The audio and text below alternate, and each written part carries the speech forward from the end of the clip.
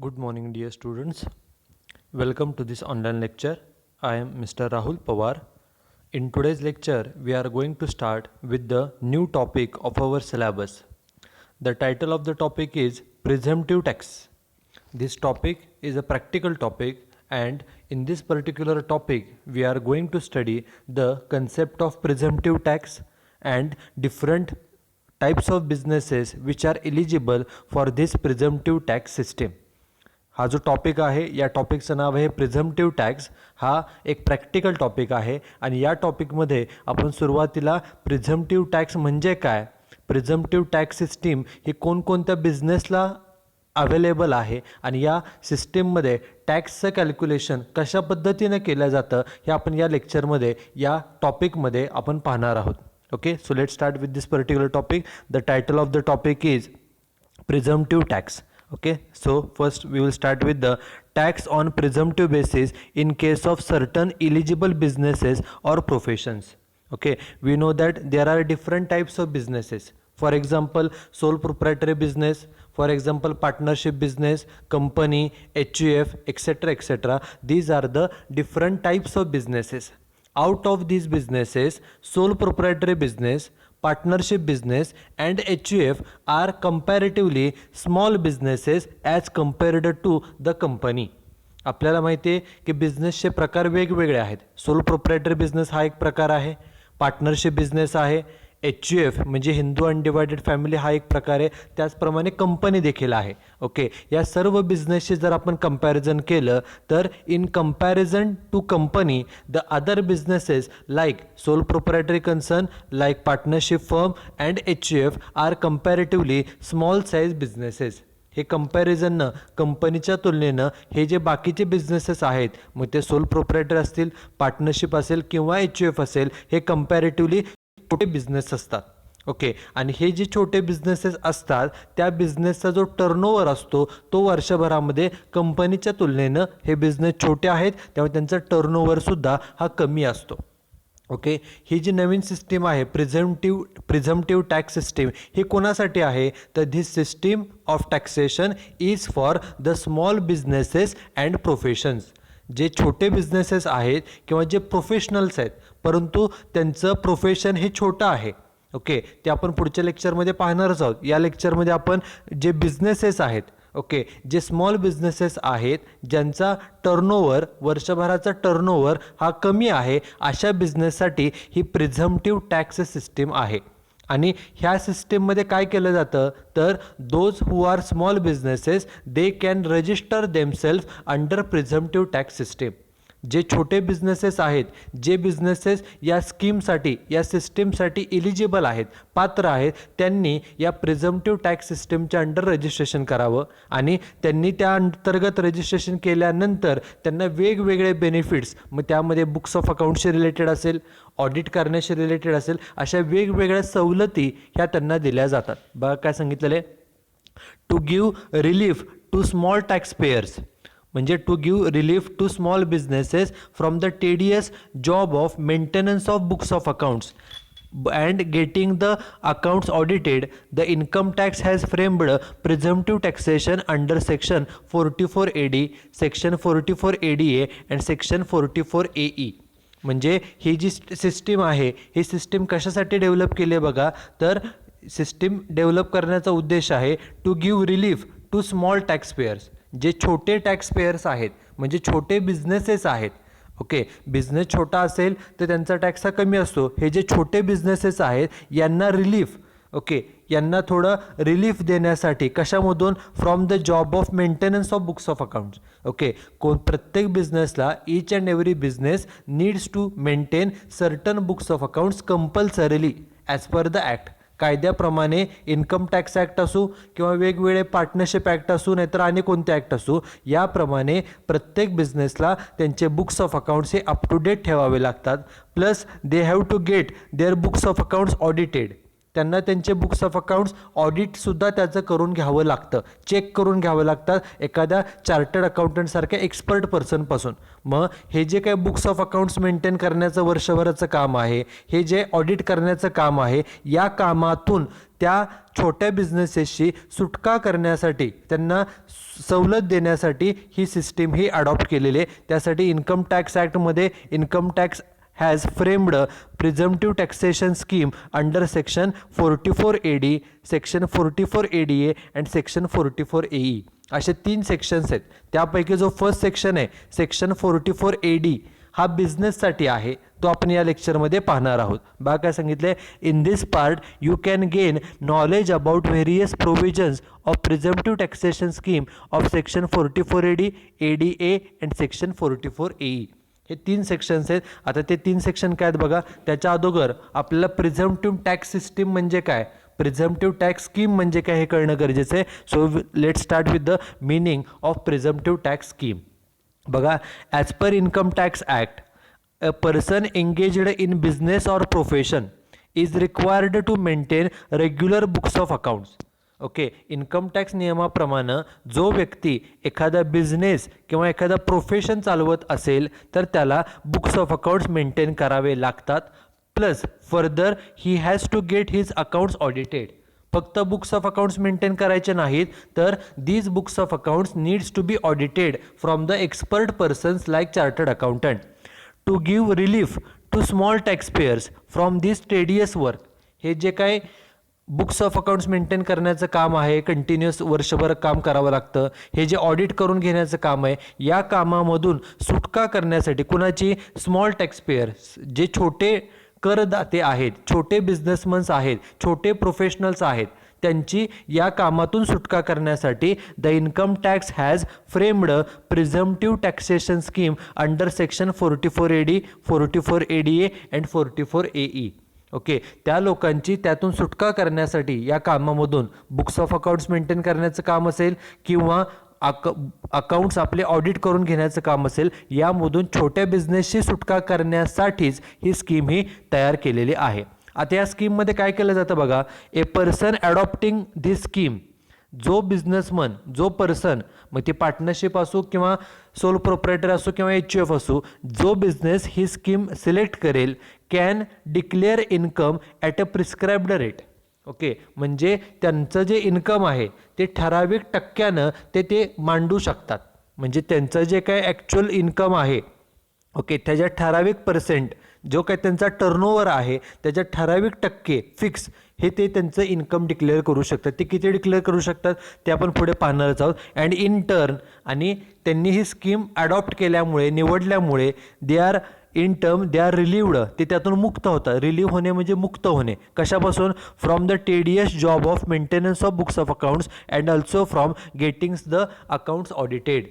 जो व्यक्ती, जो बिझनेस ह्या स्कीममध्ये ही स्कीम ॲडॉप्ट करेल, सिलेक्ट करेल, त्यांना बुक्स ऑफ अकाउंट्स मेंटेन करण्याचं जे काम आहे, त्यांना बुक्स ऑफ अकाउंट्स ऑडिट करून घेण्याचं जे काम आहे, या कामातून त्यांची रिलीव्ह होतात, म्हणजे त्यांची मुक्तता होते. म्हणजे इन्कम टॅक्स ॲक्टप्रमाणे जे बुक्स ऑफ अकाउंट्स मेंटेन करणं गरजेचं आहे किंवा ऑडिट करणं जे कंपल्सरी आहे, त्यातून या बिझनेसची सुटका होऊ शकते जर त्या बिझनेसनं प्रिझम्प्टिव्ह टॅक्स स्कीमच्या अंतर्गत स्वतःला ॲडॉप्ट केलं तर किंवा त्या स्कीममध्ये रजिस्टर केलं तर.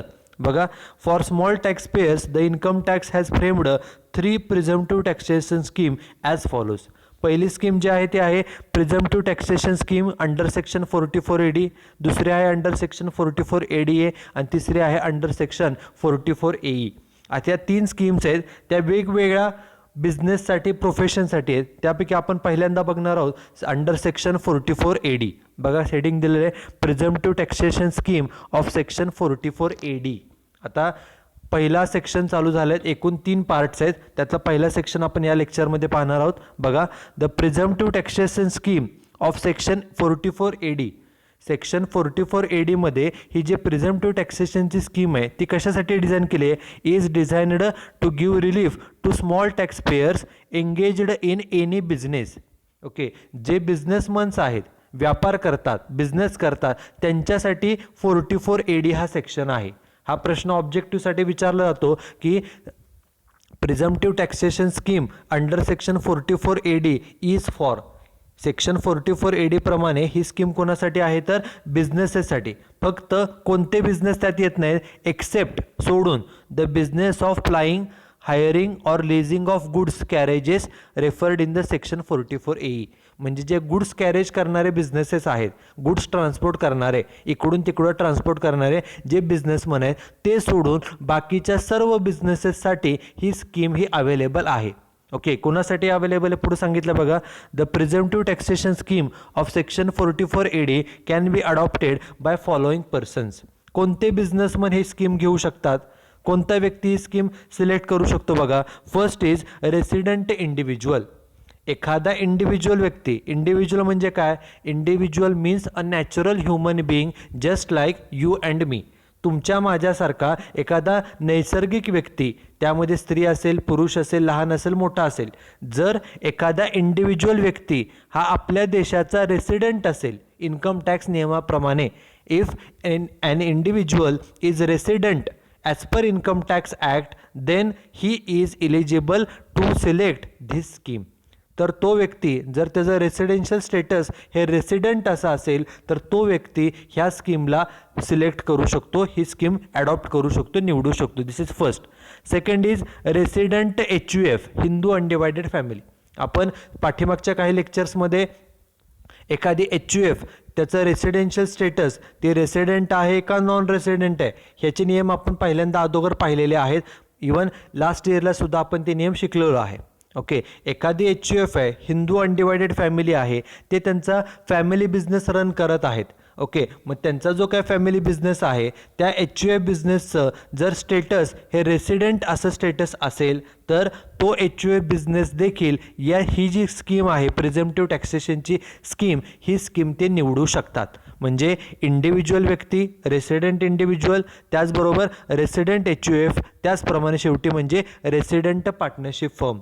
If a partnership firm is resident in India, then that firm can also select this presumptive taxation scheme under section 44 AD. He G scheme आहे ही स्कीम सेक्शन 44 AD प्रमाणे फक्त बिझनेसकरिता आहे. आणि ही स्कीम कोण निवडू शकतं तर एखादा इंडिव्हिज्युअल व्यक्ती ही स्कीम निवडू शकतो. एखादा इंडिव्हिज्युअल व्यक्ती, एखादी HUF, एखादी पार्टनरशिप फर्म. पार्टनरशिप फर्म हा बिझनेस आहे, HUF सुद्धा बिझनेस आहे. आणि इंडिव्हिज्युअल व्यक्तीचा म्हणजे सोल प्रोप्रायटरी जर बिझनेस असेल, एकल व्यापारी बिझनेस असेल तर तो देखील ही स्कीम निवडू शकतो.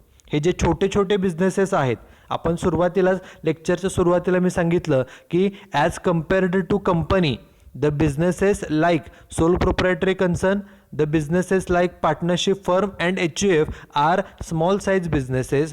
As these businesses are small, their tax liability is also less, and in order to give relief to these small taxpayers, the income tax department has developed this presumptive taxation scheme. And this scheme can be selected by resident individual. This scheme can be selected or adopted by resident HUF, and this scheme can be adopted by resident partnership firm. He scheme फक्त एखादा resident individual व्यक्ती, एखादे resident partnership firm आणि एखादा resident HUF एवढेच हे जण फक्त ही स्कीम घेऊ शकतात. म्हणजेच काय, कंपनी असेल किंवा इतर आणि कोणता बिझनेसचा प्रकार असेल ते ही स्कीम निवडू शकत नाही. ही स्कीम फक्त ह्या छोट्या बिझनेसमनसाठीच आहे. Okay, now the next part is which businesses are not covered under this scheme under section 44 AD. आत्ता आपण पाहिलं की एखाद्या व्यक्तीचा सोल प्रोप्रायटरी बिझनेस आहे, एखाद्या व्यक्तीचा पार्टनरशिप बिझनेस आहे, एखाद्या व्यक्तीचा HUF बिझनेस आहे, तर यांच्यासाठी ही स्कीम आहे. परंतु असे काही बिझनेसेस आहेत की जे बिझनेस जर तुम्ही असा बिझनेस करत असाल तर तुम्हाला ह्या स्कीममध्ये तुम्ही ही स्कीम घेऊ शकत नाही. बघा काय सांगितले, the scheme of section 44 AD is designed to give relief to small tax payers engaged in any business.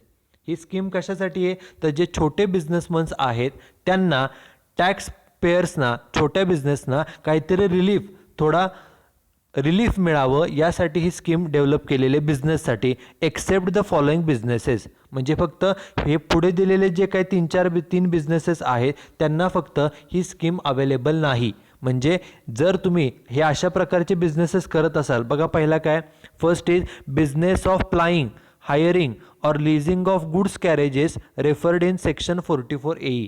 म्हणजे तुम्ही जर गुड्सचं कॅरेज करत असाल, ओके, गुड्स कॅरेज करत असाल म्हणजे गुड्सचं ट्रान्सपोर्टेशन करत असाल, तर असा जर तुमचा ट्रान्सपोर्टेशनचा बिझनेस असेल, गुड्स ट्रान्सपोर्टेशनचा, तर तुम्ही ही जी काही स्कीम आहे प्रिझम्प्टिव्ह स्कीम, ती स्कीम तुम्हाला लागू नाही, तुम्ही त्यामध्ये रजिस्ट्रेशन करू शकत नाही. So a business which is engaged in the transportation of goods, जो बिझनेस गुड्स ट्रान्सपोर्टमध्ये इन्व्हॉल्व आहे ते ह्या स्कीममध्ये 44AD मध्ये कव्हर होत नाही. This is first. Second is a person who is carrying on any agency business. जर एखादा व्यक्ती असो किंवा पार्टनरशिप असो, ते जर एजन्सी बिझनेस करत असेल, म्हणजे त्यांच्याकडे कोणती एजन्सी असेल एखाद्या वस्तूची, एखाद्या प्रॉडक्टची, तर जो व्यक्ती एखादे एजन्सी बिझनेस चालवत आहे तो देखील व्यक्ती ह्या स्कीममध्ये रजिस्ट्रेशन करू शकत नाही. Means the presumptive taxation scheme under section 44AD is not available for a business, for a transportation business. It is also not available for a person who is carrying on agency business. जो व्यक्ती agency business चालवत आहे त्याला देखील ही scheme लागू नाही. आणि तिसरं आणि शेवटचं महत्त्वाचं, ए person who is earning income in the nature of commission or brokerage. ज्या व्यक्तीला कमिशन आणि ब्रोकरेजद्वारे इन्कम मिळतं तो व्यक्ती देखील या स्कीममध्ये रजिस्ट्रेशन करू शकत नाही. ज्या व्यक्तीला कमिशन आणि ब्रोकरेज, उदाहरणार्थ बघा insurance agent, we know that the insurance agents gets the commission from the insurance company. ते जेवढ्या पॉलिसी मिळवून देतात इन्शुरन्स कंपनीला, जो प्रीमियम त्या पॉलिसीवरती मिळतो इन्शुरन्स कंपनीला, त्यापैकी काही रक्कम ही कमिशन म्हणून, ब्रोकरेज म्हणून त्या एजंटला मिळते. So insurance agent is a person who receives some income from commission and from brokerage, and therefore that particular person, he is not eligible to get himself registered under the presumptive taxation scheme. तो व्यक्ती professional आहे, insurance agent आहे, तो व्यक्ती professional म्हणून काम करतोय, परंतु त्याला कमिशन मिळतं, त्याला ब्रोकरेज मिळतं, आणि ज्या व्यक्तीला कमिशन किंवा ब्रोकरेज मिळतं तो व्यक्ती ही प्रिझम्प्टिव्ह टॅक्सेशनची स्कीम घेण्यासाठी अपात्र, इनएलिजिबल मानला जातो. ओके, आता एक एक बघूया आपण. First is an insurance agent cannot adopt presumptive taxation scheme.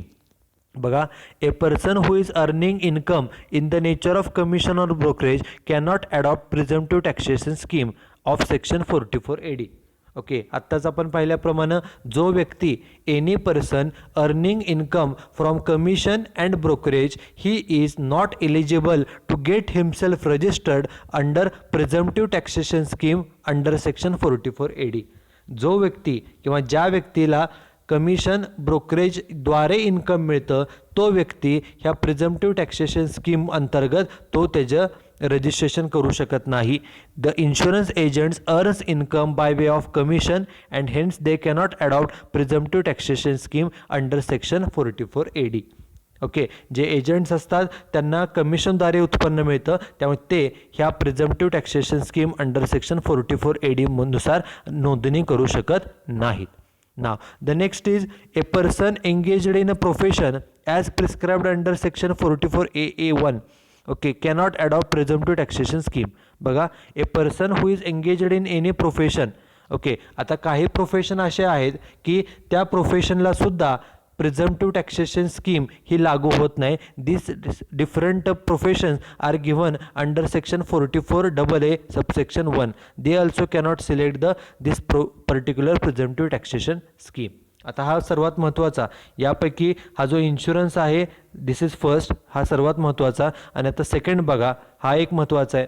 A person whose total turnover, okay, एखादा व्यक्ती आहे, त्या व्यक्तीचा जर एकूण टर्नओव्हर किंवा एकूण सेल्स, टर्नओव्हर म्हणजे सेल्स किंवा gross receipts for the year ended exceeds ₹2 crore.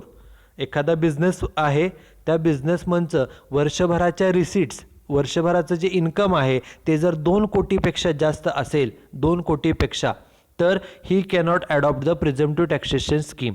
Okay, turnover जास्त आहे, इन्कम जास्त असल्यामुळे जर त्या बिझनेसचं इन्कम 2 कोटीपेक्षा जास्त असेल, टर्नओव्हर हा जर 2 कोटीपेक्षा जास्त असेल, टर्नओव्हर म्हणजे सेल्स, तर तो बिझनेस या स्कीममध्ये रजिस्ट्रेशन करू शकत नाही. बघा, the presumptive taxation scheme under section 44AD can be opted by the eligible persons.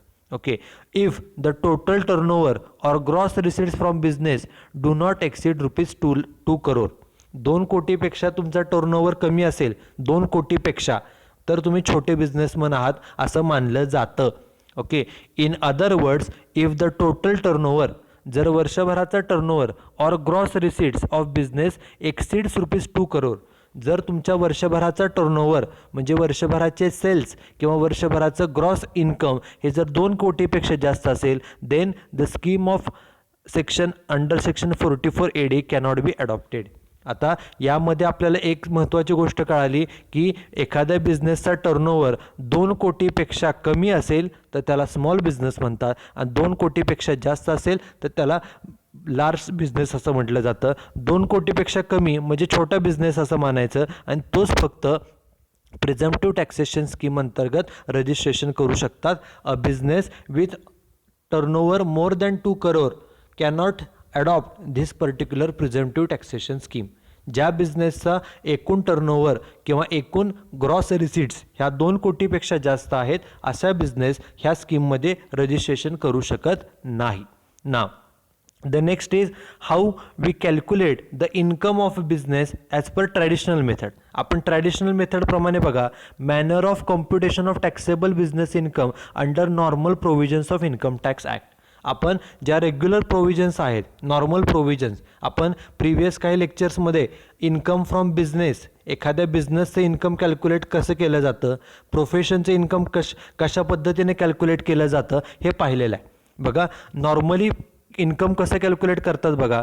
Generally as per income tax act the taxable business income of every person is calculated as follows. आपण एखाद्या बिझनेसचं income कसं calculate करतो, तर सुरुवातीला घेतो आपण turnover और gross receipts of the business. म्हणजे बिझनेस रन करून आपल्याला किती पैसे मिळाले, रिसीट्स म्हणजे पैसे मिळाले. ओके, पैसे किती मिळाले, उदाहरणार्थ 15 लाख रुपये मिळाले. फॉर एक्झाम्पल किती मिळाले, 15 लाख रुपये, आणि त्यातून less expenses incurred for earning this income. हे जे 15 लाख आपण कमवले, ते कमवण्यासाठी आपल्याला एकूण खर्च किती आला, समजा खर्च आला 10 लाख रुपये, म्हणजे 10 लाख खर्च आणि 15 लाख इन्कम, म्हणजे नेट इन्कम राहिलं किती, फक्त आपलं 5 लाख रुपये. त्यामुळे इन्कममधून एक्सपेन्सेस वजा केले, लेस केलं की आपल्याला बिझनेसचं टॅक्सेबल इन्कम मिळतं. This is the traditional way of calculating the income as per the provisions of Income Tax Act. Income tax ॲक्टच्या प्रोव्हिजन प्रमाणे या प्रकारे इन्कम हे कॅल्क्युलेट केलं जातं नॉर्मली बिझनेससाठी. बघा, next is manner of computation of taxable business income under normal provisions of income tax act. आत्ता जे आपण सांगितलं, for the purpose of computing taxable business income in the above manner the tax payer have to maintain books of accounts of the business. जर आपल्याला याप्रमाणे income calculate करायचं असेल, traditional मेथडप्रमाणे, normal मेथडप्रमाणे, तर त्यासाठी आपल्याला जो बिझनेसमन आहे त्यांना बुक्स ऑफ अकाउंट्स मेंटेन करावे लागतात, and income will be computed on the basis of information given in the books of accounts. आपल्याला compulsory books of accounts maintain करावे लागतात, आणि त्या बुक्स ऑफ अकाउंट्समध्ये जी इन्फॉर्मेशन दिलेली आहे त्याच्या साह्यानं आपण इन्कम हे कॅल्क्युलेट करतो. This is the traditional method, normal method as per income tax act for computing the business income. But one limitation is that for calculating the income by this method, the business has to maintain the books of accounts compulsorily. या प्रकारे जर आपल्याला income calculate करायचं असेल, त्यासाठी books of accounts हे maintain असणं, up to date असणं गरजेचं आहे. आता हे झाल्यानंतर जे प्रिझम्प्टिव्ह टॅक्सेशन स्कीम आहे, या अंतर्गत इन्कम कसं कॅल्क्युलेट केलं जातं बघा. The manner of computation of taxable business income in case of person adopting the presumptive taxation scheme under section 44AD. एखादा बिझनेस आहे, त्या बिझनेसनं जर प्रिझम्प्टिव्ह टॅक्सेशन स्कीम निवडली असेल, सिलेक्ट केली असेल, तर अशा बिझनेसचं इन्कम कसं कॅल्क्युलेट केलं जातं बघा. In case of a person adopting the provisions of section 44AD.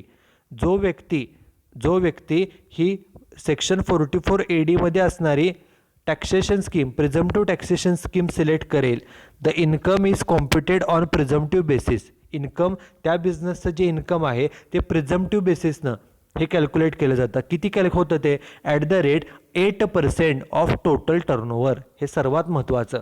त्या बिझनेसचा जो एकूण टर्नओव्हर असेल, टर्नओव्हर मीन्स सेल्स, टर्नओव्हर घ्या किंवा ग्रॉस रिसिट्स म्हणजे ग्रॉस इन्कम, त्या बिझनेसला वर्षभरामध्ये जे एकूण इन्कम मिळालं आहे त्या इन्कमच्या 8% हे त्या बिझनेसचं इन्कम मानलं जातं. बघा, त्या बिझनेसला ज्या काही ग्रॉस रिसिट्स मिळाल्या आहेत, ग्रॉस रिसिट्स मिळाल्यात किंवा जो वर्षभराचा टर्नओव्हर म्हणजे वर्षभराचा सेल्स आहे, त्या सेल्सच्या 8% एवढंच इन्कम मानलं जातं. म्हणजे एखाद्या बिझनेसचं सपोज 10 लाख किंवा 8 लाख रुपये हे जर समजा टर्नओव्हर असेल उदाहरणार्थ, तर 8 लाख टर्नओव्हर आहे, त्याचे किती टक्के? 8%. 8 लाखाच्या 8%. ओके, 8 लाखाच्या 8% म्हणजे 8 64, म्हणजे 64,000 रुपये हे त्या बिझनेसचं इन्कम मानलं जातं. ओके, 8 लाखाच्या 8% जेवढं तुमचं टर्नओव्हर असेल त्या टर्नओव्हरच्या 8% हे त्या बिझनेसचं इन्कम कॅल्क्युलेट केलं जातं. आणि अजून महत्त्वाचा फायदा की गव्हर्नमेंटनं सांगितलं की बिझनेसचं इन्कम 8% माना. एकूण जो काही टर्नओव्हर असेल, सेल्स असेल, त्या सेल्सच्या 8%. ओके, हे त्या बिझनेसचं इन्कम माना. आणि त्याच्या पुढे अजून एक आपल्याला सवलत काय दिली आहे, जर तो बिझनेस हा डिजिटलायझेशनच्या दृष्टीनं काम करत असेल, डिजिटल ट्रान्झॅक्शनला तो सपोर्ट करत असेल, तर अजून काही बेनिफिट दिलेला आहे. बघा, in order to promote digital transactions, जास्तीत जास्त व्यवहार डिजिटल पद्धतीने व्हावे, म्हणजे पैशाची देवाणघेवाण डिजिटल पद्धतीने करावी यासाठी, and to encourage small unorganised business to accept digital payments. सर्व छोट्या बिझनेसमधनं देखील डिजिटल पेमेंट ॲक्सेप्ट करावं, म्हणजे ऑनलाईननं पेमेंट ॲक्सेप्ट करावं यासाठी सेक्शन 44 AD इज अमेंडेड. त्यासाठी सेक्शन 44 AD मध्ये काही दुरुस्ती केलेली with effect from assessment year 17-18. 2017-18 साली पासून त्यामध्ये काही दुरुस्ती केली आहे. आणि काय केले बघा, to provide that income shall be computed at the rate 6% instead of 8%. Okay, जर एखादा बिझनेस डिजिटल ट्रान्झॅक्शनसाठी प्रमोट करत असेल, डिजिटल ट्रान्झॅक्शनद्वारे तो पैसे घेणं देणं ॲक्सेप्ट करत असेल, तर अशा बिझनेसचं इन्कम 8%च्या ऐवजी ते फक्त 6%च मानलं जातं. म्हणजे इन्कम 8%च्या ऐवजी 6% दाखवल्यामुळे इन्कम कमी दिसेल, बरोबर, बिझनेसचं इन्कम कमी दिसेल. आणि बिझनेसचं इन्कम कमी दिसल्यामुळे ॲटोमॅटिकली टॅक्स लायबिलिटीसुद्धा कमी होते. ओके, त्यामुळे टॅक्स लायबिलिटी कमी होणं हा प्रत्येक बिझनेसमनला वाटत असतं. Every businessman wants to pay the tax at less amount, कमीत कमी टॅक्स द्यावा लागावा असं प्रत्येक बिझनेसमनला वाटत असतं. आणि गव्हर्नमेंटनं त्यासाठी 2017-18 मध्ये ही अमेंडमेंट केली, बदल केलेला आहे. आणि बदल काय आहे, तर जर एखादा business, if any business is promoting digital transactions, छोटा बिझनेस आहे परंतु तो डिजिटल ट्रान्झॅक्शनद्वारे जर पैसे ॲक्सेप्ट करत असेल, पैशाचं पेमेंट करत असेल, तर अशा बिझनेसचा जो काय एकूण सेल्स आहे वर्षभराचा, त्या सेल्सच्या फक्त 6%, ओके, 6%च त्या बिझनेसचं इन्कम मानलं जातं. आणि त्या इन्कमवरतीच फक्त टॅक्स हा पेड करावा लागतो. ओके, 8%च्या ऐवजी फक्त 6%. ओके, प्रिझम्प्टिव्ह टॅक्सेशन स्कीम ही जी सांगते 44 AD, याप्रमाणे बिझनेसचं इन्कम एकतर 8% किंवा 6%, कशाच्या, तर सेल्सच्या, जे वर्षभराचे सेल्स असतील त्याच्या 8% किंवा 6% हेच इन्कम मानलं जातं त्या बिझनेसचं. 6% कुणासाठी, जे बिझनेसेस डिजिटल ट्रान्झॅक्शन प्रमोट करतात, जास्तीत जास्त डिजिटल ट्रान्झॅक्शनद्वारे पैशाची देवाणघेवाण करतात, त्या बिझनेसला 2% कमी म्हणजे 6%नं हे इन्कम कॅल्क्युलेट केलं जातं. If turnover is received, gross received by an account pay cheque और account pay bank draft or use of electronic clearing system through a bank account or through any other electronic mode as prescribed.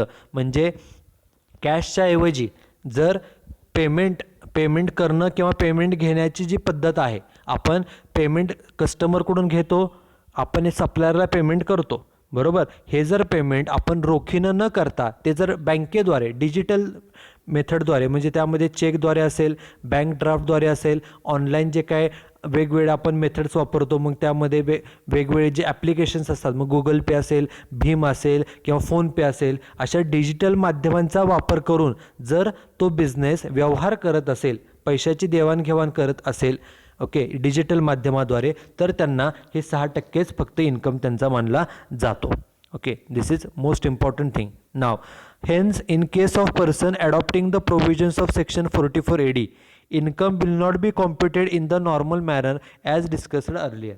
जे प्रिझम्प्टिव्ह taxation scheme निवडतात आणि जे निवडत नाहीत, जे regular system प्रमाणे त्यांचं income sales minus expenses, turnover minus expenses, जे आपण मगाशी पाहिलं बघा इथे की एकूण सेल्स किती, त्यातनं खर्च वजा करून मग इन्कम कॅल्क्युलेट केलं जातं.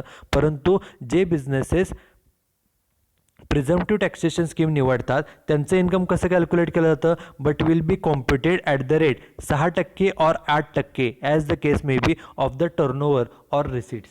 त्या बिझनेसचा जो काय टर्नओव्हर असेल, सेल्स असेल, त्या सेल्सच्या 8% किंवा 6% हेच फक्त त्यांचं इन्कम हे मानलं जातं. त्यासाठी फक्त वर्षभराचे सेल्स किती ती माहिती लागते, त्याच्या 8% किंवा 6%. 6% कुणाला आत्ताच आपण पाहिलेलं आहे, जे बिझनेसेस डिजिटल ट्रान्झॅक्शनद्वारे व्यवहार करतात त्यांना 6%. However, a person may voluntarily disclose his business income at more than 8% or 6% as the case may be of turnover or gross receipts. Okay. Income टॅक्सच्या मध्ये जे काही प्रिझम्प्टिव्ह टॅक्स सिस्टीम आहे, या अंतर्गत एखाद्या बिझनेसचं इन्कम किती असतं, तर जे काही त्यांचा सेल्स आहे त्या सेल्सच्या 8% एवढंच त्यांना इन्कम मिळालं, बाकी सर्व खर्च झाला, 8%च इन्कम आहे असं मानलं जातं. परंतु सपोज एखादा बिझनेस आहे आणि त्या बिझनेसमनला ओनरला माहिती आहे की आपलं इन्कम जास्त आहे, 8%पेक्षा जास्त आहे, तर तो जेवढे इन्कम त्याला वाटते 8%पेक्षा जास्त, तर तो तेवढे इन्कमसुद्धा दाखवू शकतो. अदरवाईज फक्त सेल्स जेवढे आहेत त्या सेल्सच्या 8%च इन्कम आहे असं मानून हे या प्रिझम्प्टिव्ह टॅक्सेशन स्कीम अंतर्गत त्या बिझनेसचं इन्कम हे कॅल्क्युलेट केलं जातं 8% किंवा 6%. ओके. परंतु एखाद्या बिझनेसमनला वाटलं आपलं इन्कम जास्त आहे, 8% किंवा 6% नाही, आपलं इन्कम 10%, आपलं इन्कम 15% सेल्सच्या, तर तुम्ही सेल्सच्या तेवढं 15%, 20% सुद्धा इन्कम दाखवू शकता. पुढे next is the presumptive income computed as per prescribed rate is final income and no further expenses will be allowed or disallowed. आपण पाठीमागच्या काही लेक्चर्समध्ये इन्कम फ्रॉम बिझनेस ओके एखाद्या बिझनेसचं इन्कम कशा पद्धतीने कॅल्क्युलेट केलं जातं, कोणकोणते एक्सपेन्सेस अलाउड आहेत, कोणते एक्सपेन्सेस डिसअलाउड आहेत, कोणतं इन्कम अलाउड आहे, कोणतं इन्कम डिसअलाउड आहे, हे आपण त्या टॉपिकमध्ये शिकलेलो आहोत. Okay. In topic income from business we studied which expenses are allowed, which expenses are disallowed, which incomes are allowed and which incomes are disallowed, that we have studied in the topic income from business. आपण त्या टॉपिकमध्ये कोणते खर्च allowed करायचे, disallowed करायचे, कोणते incomes allowed करायचे, disallowed करायचे हे शिकलेलं आहे. परंतु ही जी काही प्रिझम्प्टिव्ह टॅक्सेशन स्कीम आहे या अंतर्गत जर एखाद्या बिझनेसने when any businessman selects the presumptive taxation scheme then the income calculated at the rate 6% or 8% of turnover it is the final income of the business. जो बिझनेसमन ह्या प्रिझम्प्टिव्ह टॅक्सेशन स्कीम अंतर्गत register करतो, निवडतो ही scheme, त्या बिझनेसला त्यांचा जो काही बिझनेसचा cells असेल, टर्नओव्हर असेल, त्या टर्नओव्हरच्या 6% किंवा 8% हे त्या बिझनेसचं इन्कम मानलं जातं आणि त्या इन्कममधून कोणतंही खर्च किंवा इन्कम हे अलाउड डिसअलाउड पुन्हा केलं जातं नाही. ओके. जे इन्कम आपण कॅल्क्युलेट केलेलं आहे 6% किंवा 8% ऑफ टर्नओव्हर ह्या फॉर्म्युलाप्रमाणे तेच त्या बिझनेसचं फायनल इन्कम हे मानलं जातं. बघा, under normal provisions of income tax act taxable business income will be computed after allowing deductions in respect of expenses which are deductible as per income tax act and after disallowing expenses which are not deductible as per income tax act. Okay. आपण normal provisions प्रमाणे income टॅक्सच्या regular provisions प्रमाणे ज्या वेळेला एखाद्या बिझनेसचं income calculate करतो त्यावेळेला काही एक्सपेन्सेस अलाउड केले जातात आणि काही एक्सपेन्सेस डिसअलाउड करून आपण बिझनेसचं इन्कम कॅल्क्युलेट करतो. हे आपण इन्कम फ्रॉम बिझनेसमध्ये सुद्धा पाहिलेलं आहे. परंतु बघा, in case of a person who is opting presumptive taxation scheme under section 44AD, परंतु जर एखाद्या बिझनेसमनने सेक्शन 44AD अंतर्गत प्रिझम्प्टिव्ह टॅक्सेशन स्कीम निवडली तर the provisions of allowance or disallowance as provided under income tax act will not apply and income is computed as per presumptive rate of 6% or 8% will be final taxable income of the business. Okay, जो business ही presumptive taxation scheme under section 44AD निवडेल त्या बिझनेसचा जे income आहे ते कसं calculate केलं जाईल, त्या बिझनेसचा जेवढा सेल्स आहे त्या सेल्सच्या 6% किंवा सेल्सच्या 8% आणि तेच इन्कम फायनल असेल. त्यामधून कोणताही खर्च किंवा कोणतंही इन्कम पुन्हा डिसअलाउड वगैरे केलं जाणार नाही. In other words, the income computed as per prescribed rate will be final taxable income of the business. आपण जे रेट्स आहेत 6% किंवा 8% याप्रमाणेच त्या बिझनेसचं इन्कम कॅल्क्युलेट होईल आणि तेच इन्कम हे त्या बिझनेसचं फायनल इन्कम आहे असं मानलं जाईल. Under the presumptive taxation scheme and no further expenses will be allowed or disallowed. ते जे काय 6% 8%ने इन्कम कॅल्क्युलेट केलेलं आहे, 6% 8% कशाच्या सेल्स आहे, वर्षभराचे जे सेल्स आहे त्या सेल्सच्या 6% किंवा 8%, नॉर्मली 8%. पण जर एखादा बिझनेस डिजिटल मेथड्सद्वारे पेमेंट ॲक्सेप्ट करत असेल किंवा पेमेंट करत असेल तर त्यांना 6%च फक्त त्यांचं इन्कम मानलं जातं. ओके, आणि सर्वात महत्त्वाचं बघा, while computing the income as per provisions of section 44AD, हा जो सेक्शन आहे सेक्शन 44AD या सेक्शनप्रमाणे इन्कम कॅल्क्युलेट करताना separate deduction on account of depreciation is not available. आपण मगाशी जे सांगितलं की एखादा बिझनेस हा स्मॉल बिझनेस आहे आणि स्मॉल बिझनेसेसला जे काय बुक्स ऑफ अकाउंट्स मेंटेन करण्याचं काम आहे, जे काय ऑडिट करून घेण्याचं काम आहे, यातून सुटका करण्यासाठी ही प्रिझम्प्टिव्ह टॅक्सेशन स्कीम आहे. आणि या स्कीम अंतर्गत बिझनेसचे जे काही सेल्स आहेत ते जेवढे सेल्स असतील त्या सेल्सच्या 6% किंवा 8% जी काही सेल्सची रक्कम असेल त्या सेल्सच्या 6% किंवा 8% एवढं कॅल्क्युलेशन करायचं. उदाहरणार्थ एखाद्या बिझनेसचा सेल्स 10 लाख असेल, उदाहरणार्थ सांगतोय 10 लाख, आणि त्या 10 लाखाच्या 8% जर आपण कॅल्क्युलेट केलं, सांगा 10 लाखाच्या 8% कॅल्क्युलेट केलं तर इन्कम किती येणार आहे? इन्कम येणार आहे 80,000, बरोबर. 80,000 रुपये हे त्या बिझनेसचं इन्कम मानलं जाईल. परंतु जर हा बिझनेस डिजिटल मेथडद्वारे पेमेंट ॲक्सेप्ट करत असेल किंवा पेमेंट करत असेल तर 8%च्या ऐवजी त्यांना फक्त 6%, मग 10 लाखाच्या 6% म्हणजे किती हजार, तर अमाऊंट येईल 10 लाखाच्या 6% जर आपण कॅल्क्युलेट केलं, सांगा किती येईल? 10 लाखाच्या 8% आपण 10 लाखाच्या 6% म्हणजे 60,000 रुपये हे त्या बिझनेसचं इन्कम हे मानलं जातं. ओके, सो आणि हे जे काय 60,000 आपण इन्कम कॅल्क्युलेट केलेलं आहे हे फायनल इन्कम आहे. या इन्कममधून कोणतेही पुढे कोणताही खर्च अलाउड डिसअलाउड केला जात नाही. त्यामुळे जे डेप्रिसिएशनसुद्धा आहे ते पुन्हा त्या डेप्रिसिएशनची सूट ही काय कोणतीही मिळणार नाही. However the written down value of असेटची जी रिटर्न डाऊन व्हॅल्यू आहे used in such business shall be calculated as if depreciation is provided. परंतु आपण डेप्रिसिएशन दाखवणार नाही आहे सेपरेट हे मान्य जरी असलं, डेप्रिसिएशनची पुन्हा सूट कोणतीही मिळणार जरी नसली तरीसुद्धा डेप्रिसिएशन मिळालं आहे असं समजायचं, असे ॲज्युम करून त्या असेटची व्हॅल्यू ही डेप्रिसिएशन त्यातून कमी केलं जातं आणि त्या असेटची पुन्हा व्हॅल्यू ही शोधून काढली जाते. जसं रेग्युलर मेथडप्रमाणे आपण डेप्रिसिएशन कॅल्क्युलेट करतो. असेट जर समजा 2 लाखाचे असेल, त्यातून चालू वर्षाचं डेप्रिसिएशन समजा 20,000 आहे, तेवढं वजा करा, असेट कितीच राहील? 1,80,000. असेटची व्हॅल्यू कमी केली जाते. ओके, डेप्रिसिएशनचा बेनिफिट आपल्याला मिळाला आहे असं समजून ॲज इफ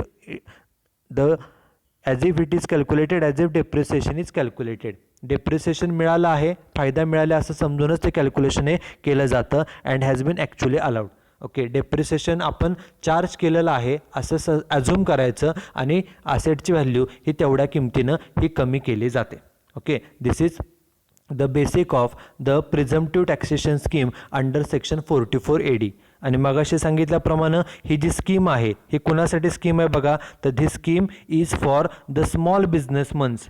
जे छोटे बिझनेसेस आहेत, एखादा रेसिडेंट इंडिव्हिज्युअल आहे, त्याचा सोल प्रोप्रायटर बिझनेस आहे, एखादे HUF आहे, रेसिडेंट HUF, किंवा एखादी पार्टनरशिप फर्म आहे, हे जे छोटे बिझनेसेस असतात, या बिझनेसमनला जे बुक्स ऑफ अकाउंट्स मेंटेन करण्याचं काम आहे, जे ऑडिट करून घेण्याचं काम आहे, या कामातून त्यांची सुटका करून देण्यासाठी आणि त्यांचं इन्कम हे फक्त 6% किंवा 8% ऑफ टर्नओव्हर या प्रकारे कॅल्क्युलेट करून इझिली आपण त्यांचं इन्कम कॅल्क्युलेट करू शकतो. आणि यामुळे त्यांना जे काही रुटीनचं काम आहे, बुक्स ऑफ अकाउंट्स मेंटेन करण्याचं, ऑडिट करून घेण्याचं, हे जे टेडियस काम आहे, डिफिकल्ट काम आहे, यातून त्या बिझनेसमनची सुटका होऊ शकते. दिस is the presumptive taxation scheme under section 44 AD.